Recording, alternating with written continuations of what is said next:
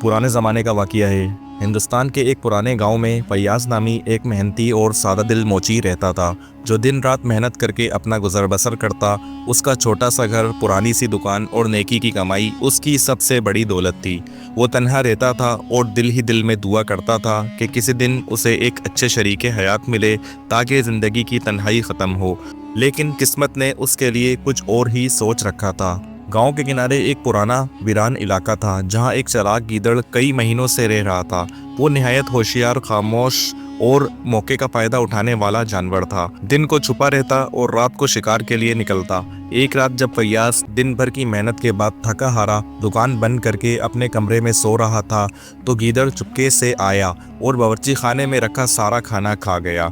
ना शोर मचाया, ना कोई चीज़ गिराई, जैसे कोई साया हो। सुबह जब मोची उठा तो वो हैरान रह गया कि सालन, रोटियां, चावल और यहाँ तक कि पानी की बोतल भी गायब थी। पहले तो उसे लगा कि शायद कोई इंसान चोरी कर गया, लेकिन अगली रात फिर यही माजरा हुआ और फिर अगली रात भी। 3 दिन बाद उसका सब्र जवाब दे गया। उसने मोहल्ले के दूसरे मोचियों को बुलाया और उनसे मशवरा किया। कुछ ने कहा बिल्ली होगी, कुछ ने कहा भूखा फ़कीर, लेकिन फैयाज़ को यकीन था कि ये किसी जानवर का काम है। चौथी रात उसने फैसला किया कि छुपकर निगरानी करेगा। उसने खिड़की के पास चारपाई लगाई, चिराग बंद किया और आंखें नीम बंद कर लीं। आधी रात को खिड़की की जाली में एक साया हिलता हुआ दिखाई दिया। वो गीदड़ था।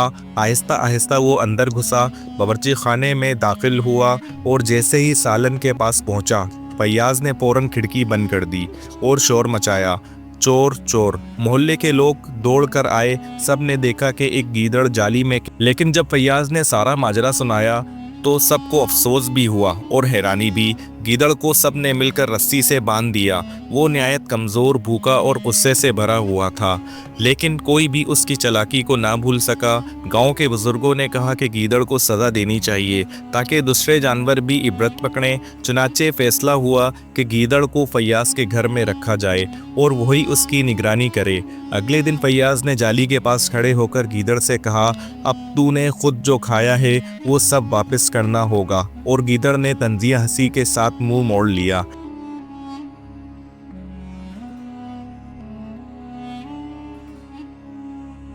लेकिन वो दिन उसके लिए आखिरी दिन बन गया। फैयाज़ ने उसे छोटे छोटे पिंजरों में कैद किया, दाना पानी रोका और सज़ा के तौर पर गांव भर के बच्चों को दिखाने लगा। हर बच्चा आकर कहता, यही वो है चोर जो मोची का सारा खाना खा गया था। गीदड़ शर्मिंदा और खामोश रहता। एक दिन गांव के काजी ने कहा, जानवरों को मारने या तंग करने से बेहतर है कि उसे जंगल में छोड़ दिया जाए। चुनाचे सब ने मशवरा किया और फैसला हुआ कि गीदड़ को दूर दराज के जंगल में छोड़ दिया जाएगा। अगले दिन फैयाज़ और कुछ नौजवानों ने उसे उठाया, बोरी में डाला और जंगल में छोड़ दिया। जाते हुए फैयाज़ ने कहा, अगर फिर वापस आया तो इस बार सिर्फ खिड़की नहीं बंद होगी बल्कि पूरा घर तुझ पर गिर जाएगा।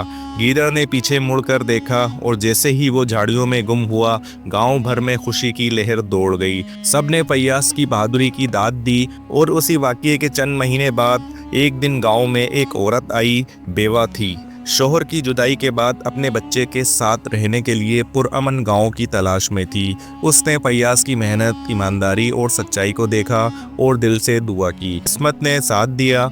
वो कुछ अरसे बाद दोनों का निकाह हो गया। यूँ मोची की ज़िंदगी न सिर्फ चोर गीदड़ से बच गई बल्कि तन्हाई भी ख़त्म हो गई और वो गांव में मिसाल बन गया। गीदड़ चालाक था, मगर मोची की दानिशमंदी और सब्र ने उसे भी मात दे दी। और यही सच्चाई है कि अक्ल व सब्र हर चालाकी से बड़ी चीज़ है और ईमानदारी का सिला हमेशा अच्छा ही मिलता है। अगर आपको हमारी ये स्टोरी पसंद आई है तो हमारे इस चैनल को ज़रूर सब्सक्राइब करें और